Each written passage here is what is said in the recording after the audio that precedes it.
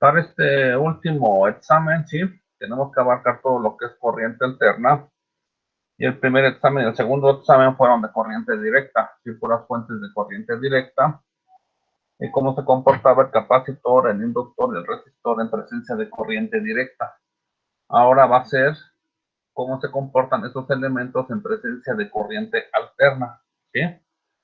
Ya de aquí, esta es la parte más importante de todo el curso, puesto que en las materias que vienen en los otros semestres siempre se trata corriente alterna y es comprender los conceptos que empiezan con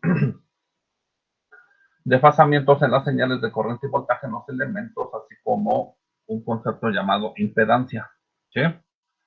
Entonces, para empezar con eso, de los apuntes, de las prácticas, ¿sí? Nosotros tenemos la parte de corriente alterna, que es el capítulo 2, ¿sí? O la parte 2. Y aquí tenemos la teoría básica, ¿sí? Entonces, ese es el apoyo para hacer referencias a lo que vamos a ver en el curso. También les acabo de enviar desde ayer esta parte que son los referentes a circuitos de corriente alterna y potencia, ¿sí? Entonces aquí también tenemos todas las definiciones y relaciones matemáticas necesarias. Bueno, entonces vamos a empezar rápidamente con saber por qué analizamos la corriente alterna, ¿sí? Para los circuitos. Entonces tenemos que las funciones de excitación senoidal tienen gran importancia debido a que las fuentes de alimentación y señales de comunicaciones se transmiten en forma de senoidales modificadas. Una función de excitación senoidal va a producir en el sistema una respuesta natural y forzada, pero al cabo de cierto tiempo solo permanecerá la respuesta forzada. La respuesta forzada comúnmente la conocemos como respuesta de estado estable, ¿sí? En esa parte, cuando hablamos de que una función senoidal va a producir una respuesta natural y forzada, ¿sí?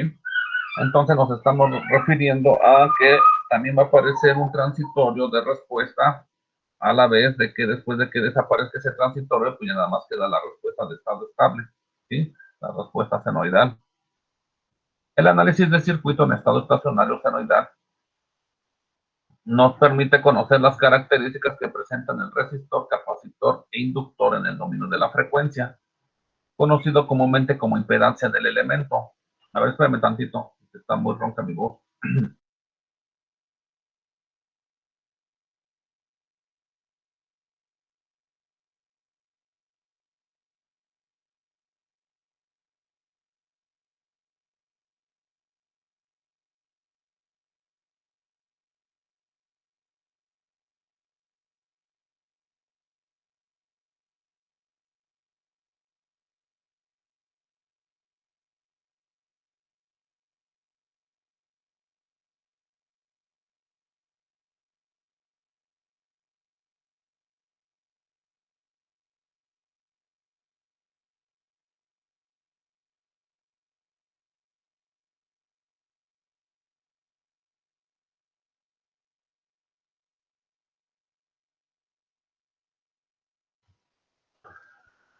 Bueno, entonces dice el análisis de circuitos en estado estacionario senoidal nos permite conocer las características. ¿Sí? Entonces aquí vamos a ver algo que se llama impedancia del elemento. La impedancia del elemento va directamente relacionada con la forma en que se modifican las señales de voltaje y corriente al pasar a través de cada uno de los elementos. De igual manera se analizarán la respuesta completa de cada arreglo de RC, RL y RLC. ¿Sí? Bueno, aquí al meternos al análisis de circuitos con corriente alterna, vamos a utilizar mucho lo que han visto en números complejos, ¿sí? Entonces, para los números complejos, esto que tenemos aquí, ¿sí? Lo tienen que repasar ustedes, ¿sí? Aquí todo esto lo tienen que repasar porque con números complejos resolvemos este tipo de ejercicios, ¿sí? Entonces aquí nada más rápidamente pues hacemos hincapié en que un número complejo, ¿sí? Z, pues tiene una parte real llamada X, una parte imaginaria llamada Y, ¿sí? Entonces siempre un número complejo Z es igual a X más JY, ¿sí? Donde J es igual a la raíz de menos 1. De donde tenemos que los reales de Z son X y los imaginarios de Z es Y, ¿sí? Ahora, este número complejo que está expresado en forma rectangular también se puede expresar en forma polar, ¿sí? Entonces, en forma polar Z es igual a la magnitud de Z por E a la JZ, ¿sí? Donde Z es la magnitud o amplitud de Z cuyo valor es X cuadrada más Y cuadrada y θ es el ángulo de fase o fase de Z con valor θ es igual a la cotangente de Y sobre X. Dice, para encontrar la relación entre forma rectangular y polar, tenemos que X es igual a la magnitud de Z por el coseno de θ y Y es igual a la magnitud de Z por el seno de θ, ¿sí? Ahora, aquí en este punto, a ver.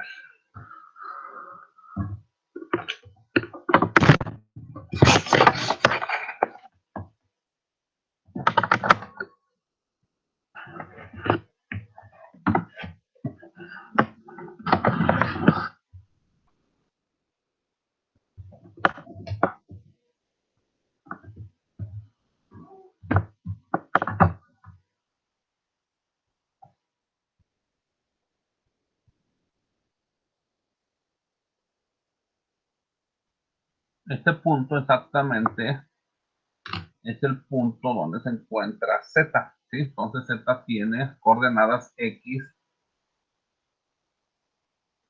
Y, ¿sí? Ahora, ese punto Z, pues también puede ser representado en forma polar, ¿sí? Entonces, en forma polar es, bueno, ese mismo punto tiene una magnitud que es todo esto. Tiene una magnitud y tiene un ángulo de fase que es θ, ¿sí? Entonces, siempre hay correspondencia entre una forma y la otra forma, ¿sí? Esa correspondencia es esto que está aquí.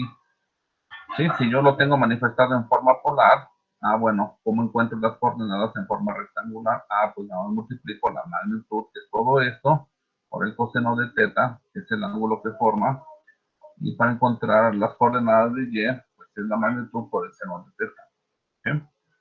Bueno, entonces dentro de las operaciones con números complejos, ¿sí? Sabemos que j al cuadrado es igual a menos 1, eso que nunca se nos olvide. Entonces aquí yo tengo un número complejo Z1 y un número complejo Z2, ¿sí? Tanto en forma rectangular como se puede expresar en forma polar. Entonces ambas se pueden sumar. Ambos números complejos se pueden sumar. Entonces aquí tenemos Z1 más Z2 y eso es lo que estamos haciendo, ¿sí? Z1 más Z2.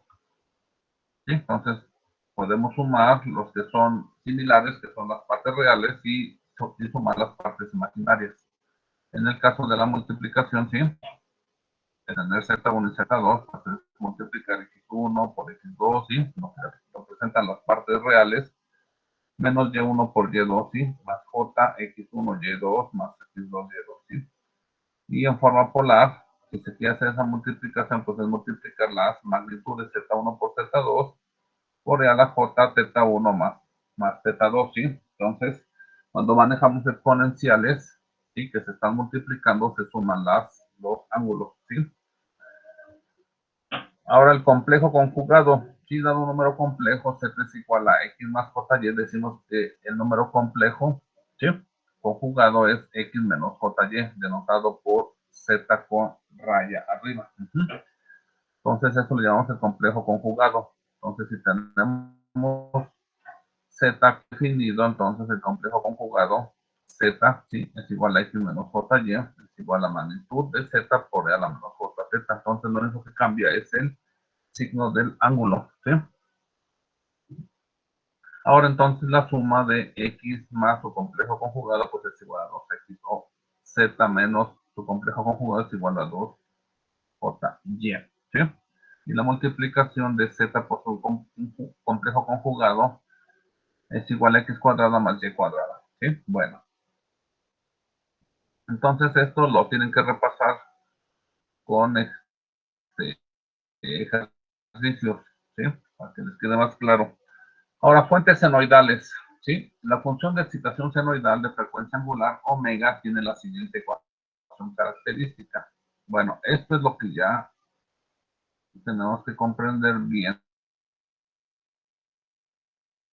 a qué nos referimos.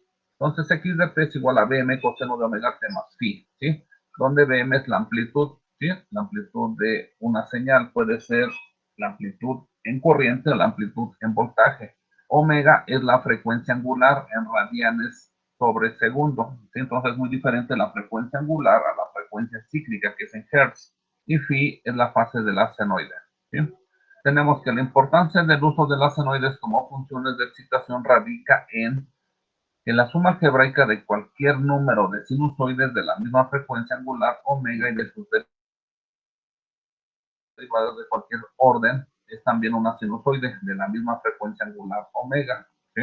Bueno, entonces esto representado en un ejemplo es, si yo tengo esta señal x de t, que es igual a 5 coseno de 7t más 30 más la derivada al cuadrado del seno de 7t, ¿sí?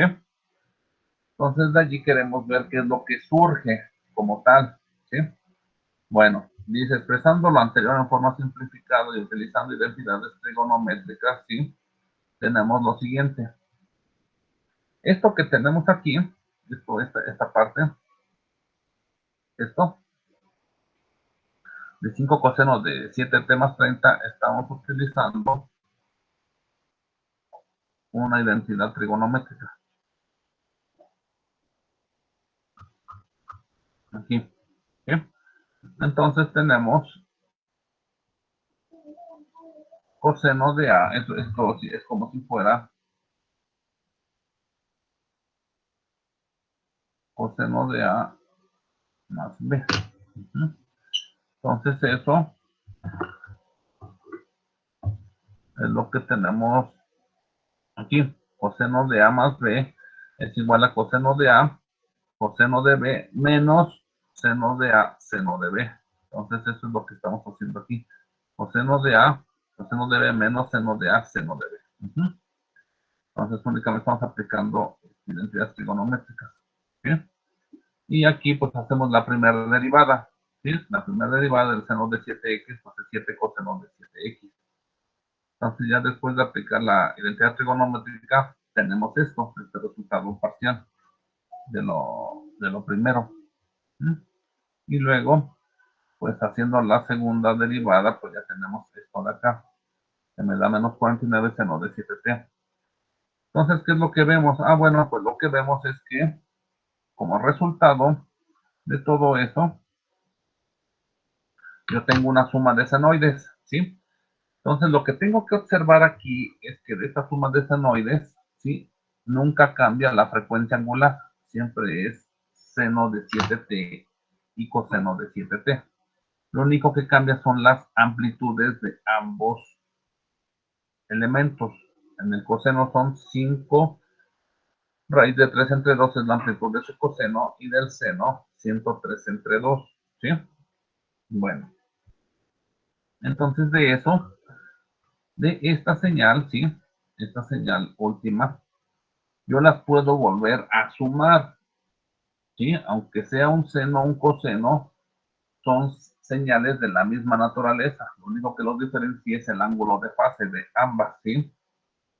Entonces, ¿cómo le hago para sumarlas? Ah, bueno, lo que pretendo hacer es lo siguiente. Yo pretendo obtener, a partir de esto que tengo arriba, yo pretendo obtener esto, ¿sí? Una señal única que tenga una amplitud C, que sea un coseno de omega t, pues omega t no cambia, porque en este caso sería 7t. Y como resultado me va a dar un ángulo de fase determinado, ¿sí? Entre este coseno y este seno. Entonces, para que yo obtenga esa señal C coseno de omega t más phi, ¿sí? Aplicando una vez más lo que tenemos aquí de identidades trigonométricas, coseno de omega t más phi, pues es esta misma relación de aquí, que es la que estamos utilizando ahorita. esta de acá.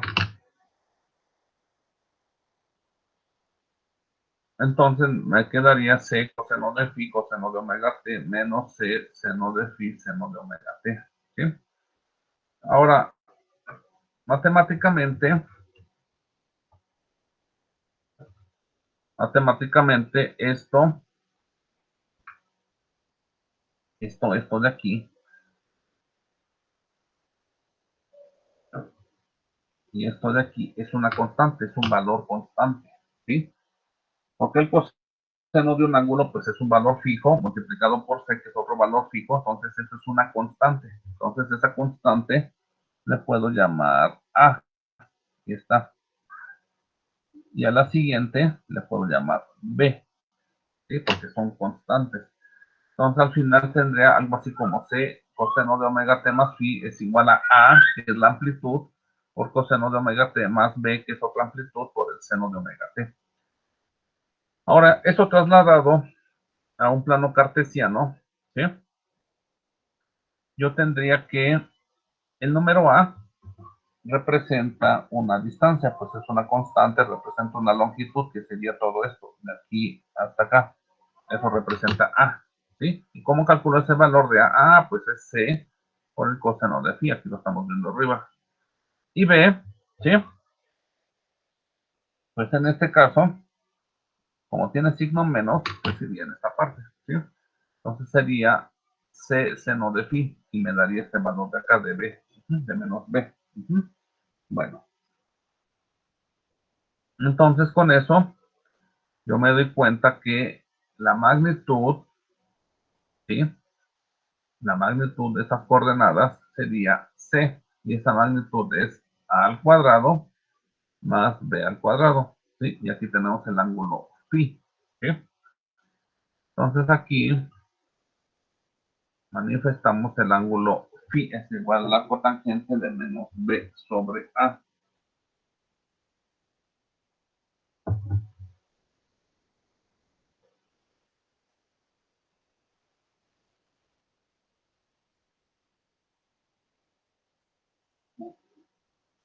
Bueno, ahora, en el ejercicio este que estamos viendo, es una suma de un coseno más un seno, ¿sí? Pues únicamente identificamos cada uno de los elementos, ¿sí? Entonces A vale 5 raíz de 3 sobre 2 y B vale menos 103 sobre 2. Entonces C, ¿sí? Que es la magnitud, vale raíz de 2671 y phi es el arco tangente de 103 entre 5 raíz de 3, que serían 85.19 grados, ¿sí? Entonces, por lo tanto, dice que la señal resultante es esto.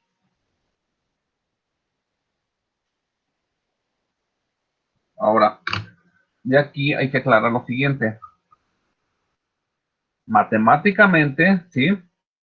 Estamos haciendo en realidad supuestamente esto. Phi es igual al arco tangente de menos B sobre A, ¿sí?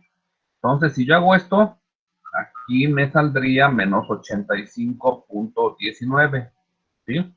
Porque estaría dividiendo B sobre A y B tiene signo negativo. Pero si nos basamos, ¿qué es lo que importa en esta relación o identidad trigonométrica más que nada? ¿Sí?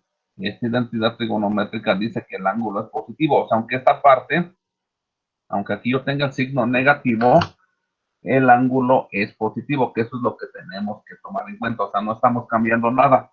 Únicamente estamos utilizando algo ya comprobado matemáticamente en cualquier parte del mundo, ¿sí?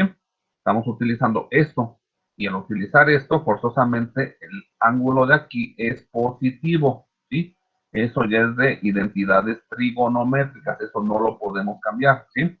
Entonces, por eso aquí, en lugar de ponerle menos 85, bueno, pues va más 85, porque eso es lo que me dice esta identidad trigonométrica, que C es la magnitud coseno de 7t más el ángulo que me resulte, ¿sí? Más el ángulo que me resulte, que son 85.19 grados, ¿sí? Entonces, que quede claro en este caso de suma de senoides, ¿sí? Todo proviene de aquí. Yo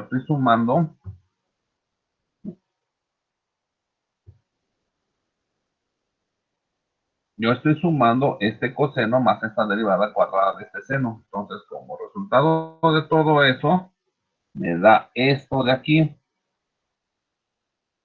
¿Sí? Entonces, quiero sumar este coseno menos este seno. ¿Sí? ¿Tienen la misma frecuencia angular? Sí. ¿Sí? Entonces, ¿qué es lo que vemos? Que si yo sumo esto más esto, ¿qué obtengo al final? Ah, pues obtengo un coseno de la misma frecuencia angular. Lo único que cambia es la magnitud, que es la raíz del 2671, y cambia el ángulo de fase. ¿Sí? ¿Me estoy explicando o no? Sí, profe.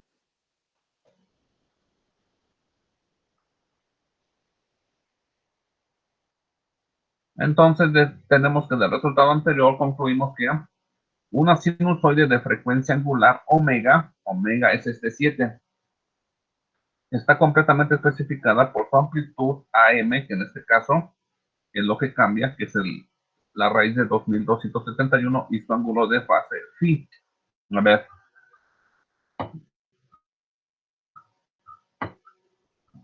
en otras palabras, lo que estamos diciendo es lo siguiente.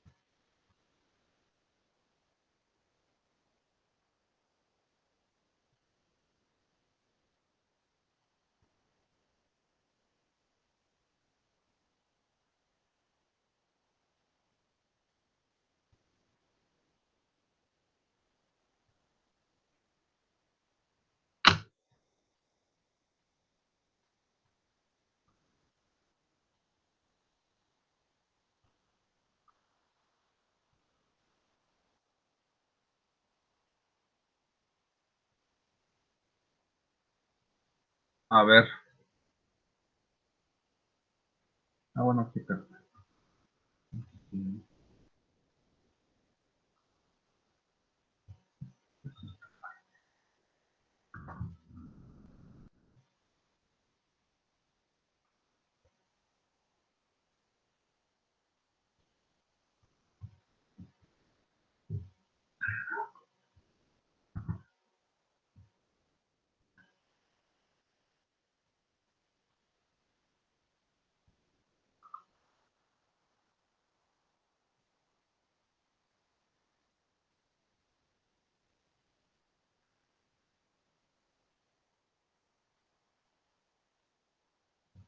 Allí está.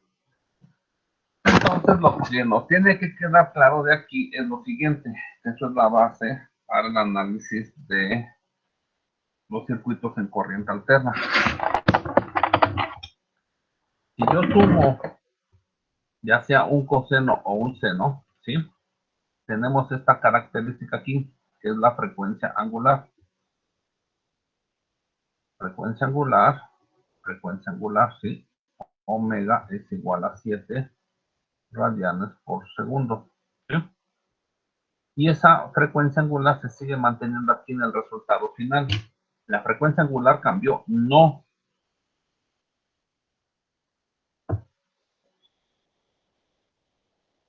Si yo sumo un coseno y un seno, ¿qué es lo único que cambia? Ah, pues lo único que va a cambiar es lo siguiente. En un principio tenía estas amplitudes, tanto para el coseno como por el seno. Y al final tengo esta amplitud, ¿sí? Esta amplitud, que es un voltaje, ¿sí? Si así lo queremos ver, y esto es lo que cambió, ¿sí? Entonces, lo que nos dice esto de aquí, de manera concreta, ¿sí? Esto de aquí, ¿sí? Dice una sinusoide de frecuencia angular omega está completamente especificada por su amplitud AM y su ángulo de fase phi, ¿sí? Entonces, esta senoide, ¿sí?, que proviene de la suma de estas dos, no cambia la frecuencia angular, lo único que va a cambiar al hacer una suma de senoides es su amplitud y su ángulo de fase, ¿sí? Entonces, una senoide está completamente especificada por esta amplitud y este ángulo de fase, ¿sí? Ahora, de allí, bueno, ya tenemos que meternos a ese concepto de fasores, sí, ahorita lo vamos a ver. Bueno, ahora como ejercicio 2, ¿sí? Yo tengo, por ejemplo, esta suma, x de t, que es similar a la anterior, 3 coseno de omega t. Aquí yo no le estoy poniendo valor a omega, ¿sí? ¿Por qué no le pongo valor a omega? Porque es lo que estamos comentando. La omega no cambia en el resultado final de la senoide final, ¿sí? Entonces nada más pongo 3 coseno de omega t menos 4 seno de omega t, ¿sí? Pero sí, o sea, este valor, para que yo las pueda sumar sin ningún problema, este y este tienen que ser el mismo. No pueden ser de frecuencias distintas. ¿Queda claro? Si omega vale 5, en el otro también vale 5. Si en el coseno vale 7, pues en el seno también debe valer 7. No deben ser diferentes valores. Entonces, basados en eso, si yo sumo estas dos señales, 3 coseno de omega t menos 4 seno de omega t, les da como resultado 5 coseno de omega t más 53.1. Entonces, volviendo al caso anterior, el arco tangente me diría que es el valor de b sobre a, que sería menos 4 tercios, entonces me daría menos 53, lo recuerdan lo que expliqué. Estamos hablando de esta identidad trigonométrica, ¿sí? Aquí viene con menos, porque aquí ambas son más, ¿sí? O sea, tampoco hay que confundirnos, a ver, si ambas son más, aquí es menos, ¿sí? ¿Sí? O sea, yo voy a tener el coseno de a menos b, ¿sí? A ver, aquí, para entenderlo, yo voy a tener el coseno de a menos b, y eso tiene que ser igual al coseno de a coseno de b más seno de a seno de b, ¿sí? Entonces tendríamos a coseno de omega t más b seno de omega t, ¿sí? Para que el ángulo sea con signo menos, ¿sí? Para eso hay que identificar bien aquí que yo estoy sumando con signo menos aquí en esta parte. Aquí en esta parte signo menos. Si fuera signo más, o en el caso de aquí, bueno, entonces el ángulo aquí sí sería menos. Bueno, pero eso es debido a esta identidad trigonométrica. Bueno, entonces, si yo sumo estos dos, sí, pues el ángulo dice que es menos 53, pero ya sabemos que es debido a la identidad trigonométrica tiene que ser más 53, ¿sí? Ajá, y en parte es por la justificación de que el coseno es positivo en el cuarto cuadrante, ¿sí? Porque estamos hablando de este cuadrante, ¿sí? Aquí, de esta parte. Bueno, entonces, ahorita vemos lo que viene abajo, ¿sí? Entonces, si yo convierto estos 53.1 grados, equivaldría a 0.927 radianes, ¿sí? Eso es a lo que equivaldría ese ángulo de fase, ¿sí? Entonces, para comprobar esto del por qué tiene que ser más y no menos, ¿sí? O sea, menos me refiero que saldría de la relación del arco tangente de menos b sobre a, ¿sí? Porque eso es menos. Para comprobar de que no puede ser menos, lo hacemos en la graficación. Aquí, ¿sí? Entonces aquí yo ya tengo mis dos señales, 3 coseno. Yo aquí a omega le puse 2 pi, nada más, 2 pi radianes por segundo, ¿sí? O sea, F vale 1, un GER. Entonces, 3 coseno de omega t menos 4 seno de omega t, que es lo que yo tengo aquí. 3 coseno de omega t menos 4 seno de omega t, ¿sí? Yo le puedo asignar cualquier valor a omega. Entonces, aquí yo le asigné en el ejercicio, yo le asigné un valor de 2 pi. Aquí, 2 pi, ¿sí? 2 pi f. Recuerden que 2 pi f, entonces si nada más aparece 2 pi es porque f vale 1, ¿sí? Entonces aquí yo tengo, y aquí ya tendré yo el resultado final. Y como yo estoy graficando aquí en el Desmos, Yo lo estoy graficando en radianes, aquí se ve que estoy en radianes, pues tengo que expresar el ángulo de fase en radianes. Por eso tengo que convertir esos 53 grados a radianes, equivalen a 0.927 radianes. Entonces, si yo le pongo el signo menos, el que yo les digo, ¿sí? Ya vemos que las dos señales no son iguales, ¿sí? Si yo le pongo el signo menos, no son iguales. Entonces, hasta que yo le ponga el signo más, ahora sí, ya son iguales las señales. Entonces, ya con esto comprobamos esa identidad trigonométrica. ¿Queda claro?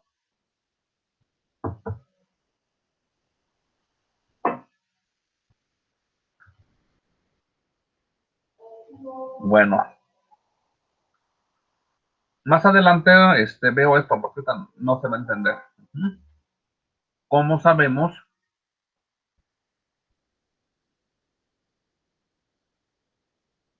este ángulo? Desplazamiento en tiempo de la señal, ¿sí? Siempre va a equivaler a un desplazamiento en tiempo. Entonces, ahorita más adelante con otro ejercicio lo vemos. Bueno, ahora, algo importante de aquí. Aquí estoy hablando de esta amplitud, ¿sí? 2671, raíz de 2671. Y esto equivaldría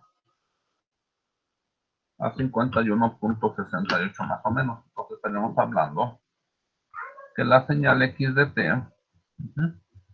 es igual a 51 de amplitud, 51.68 por el coseno de 7t más 85.19 grados. Aquí es donde, a ver, tengo que hacer una aclaración. Ese valor, a ver, espérenme, déjenme ver a cuánto equivale en grados.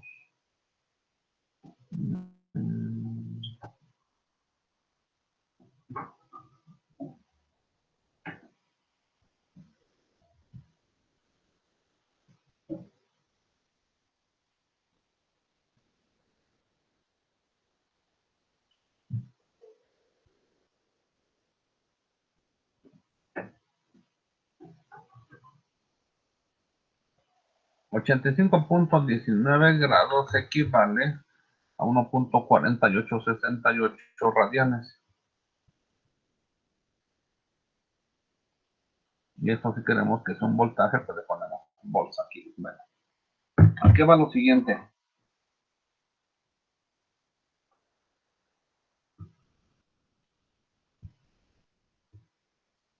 Esto de aquí es manifestar una senoide de manera práctica, ¿sí?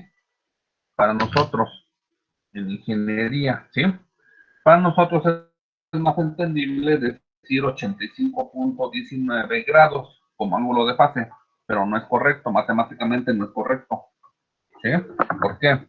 Pues por las unidades que maneja todo el argumento del coseno. ¿Cuáles son esas unidades? Ah, bueno, pues aquí tenemos el coseno de omega t más un ángulo phi. ¿Sí?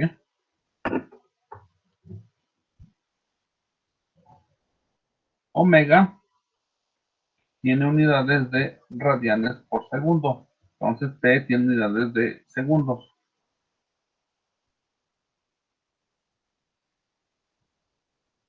Más phi, pues phi debe de tener forzosamente unidades de radianes, ¿sí? Porque aquí esto con esto sería la unidad. Entonces yo sí puedo sumar radianes más radianes, ¿sí? Entonces en el argumento, la manera correcta, ¿sí? La manera correcta sería esto, y siempre hay que especificar que son radianes, ¿sí? Pero de manera práctica, ¿sí? Práctica ya de uso, nosotros siempre nos referimos a esta forma, ¿sí? Por eso está la aclaración. Esto lo vamos a utilizar nosotros, ¿sí?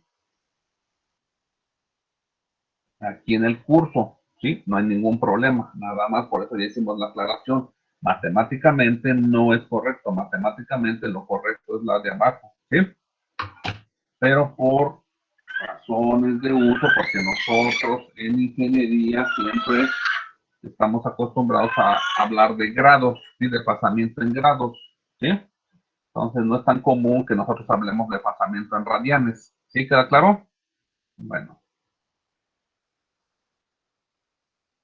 Ya con lo anterior, ¿sí? Bueno, aquí otra vez hablamos de los números complejos, ¿sí?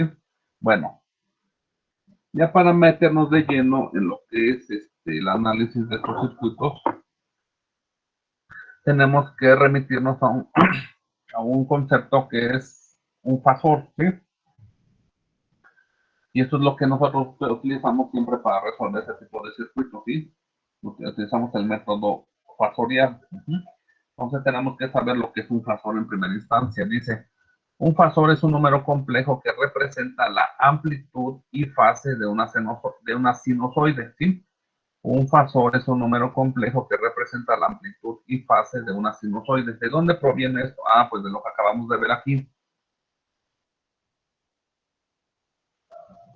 Una sinusoide, ¿sí? O suma de sinusoides, como lo acabamos de ver ahorita, si yo sumo dos sinusoides, ¿sí? ¿Qué es lo que vemos? Ah, bueno, que su frecuencia angular omega no cambia. Entonces, ¿a qué conclusión llegamos? ¿Sí? Que una sinusoide está completamente especificado por su amplitud, que es Dm en este caso, y su ángulo de fase, ¿sí? Entonces, de allí surge el concepto de fasor, ¿sí? Para hablar de este concepto como tal. Bueno, aquí tenemos otra vez el número complejo, ¿sí? X más JY, aquí tenemos cómo calculamos el ángulo de fase, ¿sí? Entonces, este número complejo está en forma rectangular, se puede expresar en forma rectangular, en forma polar o en forma exponencial compleja, ¿sí? Todas tienen relación entre sí. Ahora, ¿cómo paso de la forma rectangular a la forma polar? Ah, bueno, ¿sí? R, eso una vez más, es la magnitud desde el origen en el plano cartesiano hacia el punto X, hacia este punto. Aquí está. En todos los casos siempre hablamos de lo mismo, ¿sí? La magnitud de este punto hacia el punto, hacia este punto, ¿sí? Entonces, eso es R en este caso, ¿sí? Entonces dice X es igual a R coseno de phi y Y es igual a R seno de phi. Entonces, así es como convertimos de forma rectangular a forma polar, ¿sí? Y esta forma polar, pues, es hacer esto mismo, R coseno de phi más J seno de phi. Aquí vienen las operaciones, ya mencionamos hace rato, esto ya lo checan. Y para nosotros entender más el concepto de fasor, sí tenemos que basarnos en la relación de Euler, ¿sí? Entonces Euler me habla de una exponencial compleja, ¿sí?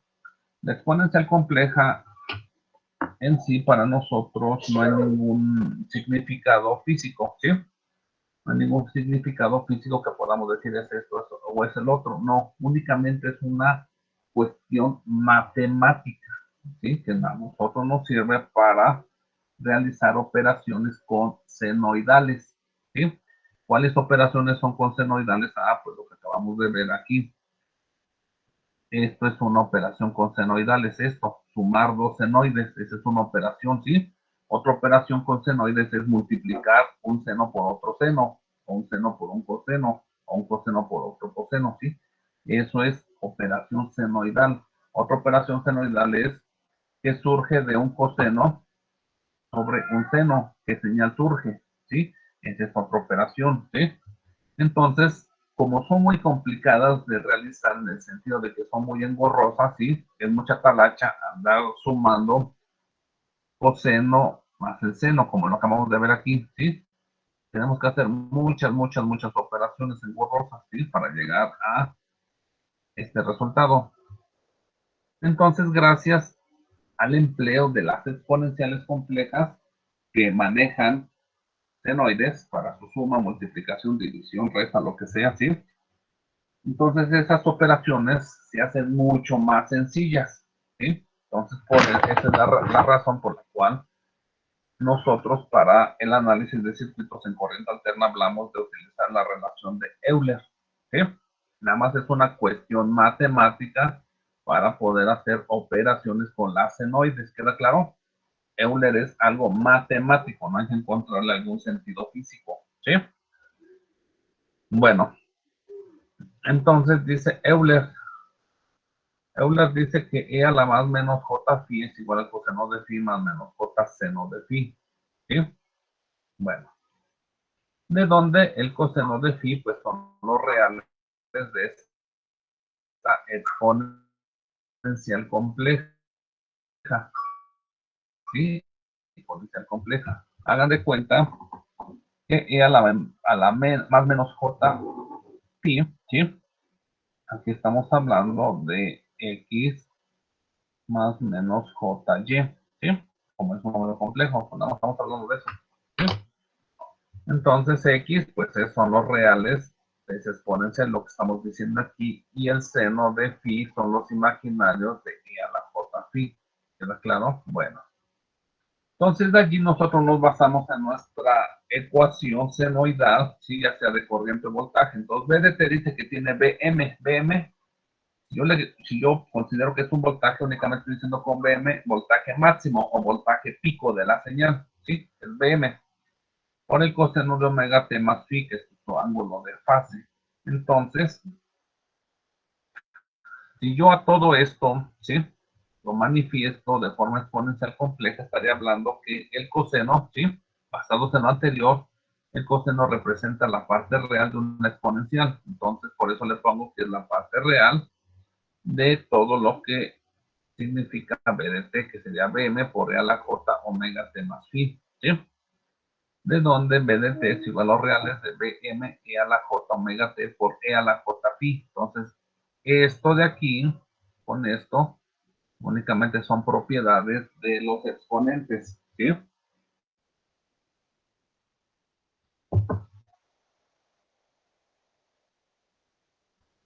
Y eso es de álgebra, que ya vieron hace mucho tiempo, ¿sí? Entonces tenemos como resultado que son los reales de algo que llamamos BV, ¿sí? V por E a la J omega T. Entonces, ¿qué es V? Ah, pues V, este es por aquí. V, ¿sí? Así remarcado, es una V remarcada, ¿sí? Es igual a BM por E a la J phi, que es la magnitud y el ángulo de fase, ¿sí? Entonces, esto es expresado en forma exponencial compleja y aquí está expresado en forma polar, ¿sí? Entonces, V es la representación factorial de la sinusoide B de T. ¿Sí? Entonces, como dijimos anteriormente, una sinusoide está completamente especificado, representada únicamente por su magnitud y su ángulo de fase. Entonces, BM representa su magnitud, pues sí, pues es un voltaje pico. Y esto de aquí es su ángulo de fase, ¿sí? Que es lo mismo de aquí, ¿sí? Entonces, de allí proviene el concepto de fasor, ¿sí? Fasor es un pseudo vector, porque únicamente tiene y magnitud y ángulo, ¿sí? ¿Estamos de acuerdo? Bueno, entonces, ¿hay alguna pregunta de esto? Este coseno, a ver, este coseno en forma de fasor, ¿sí? Se representa únicamente con su magnitud o su voltaje pico, que es Bm, y su ángulo de fase, que es phi, ¿sí? Entonces aquí únicamente son representaciones de ese elemento, ¿sí? Ya sea en exponencial compleja o en forma polar. ¿Queda claro? ¿O hay alguna duda? Algo que no se entienda, a ver, si una vez pregunten.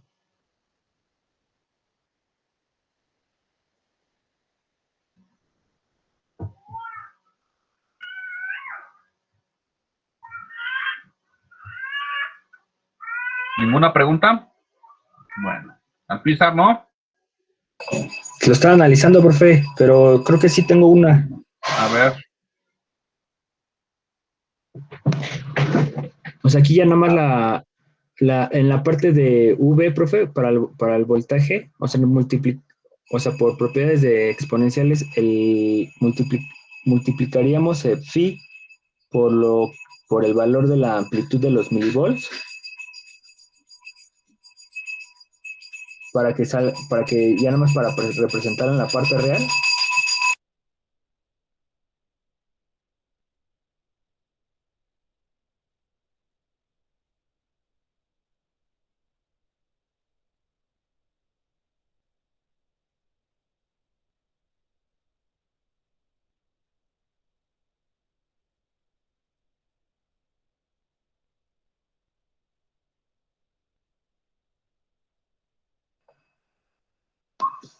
Profe, ¿sí me escucha?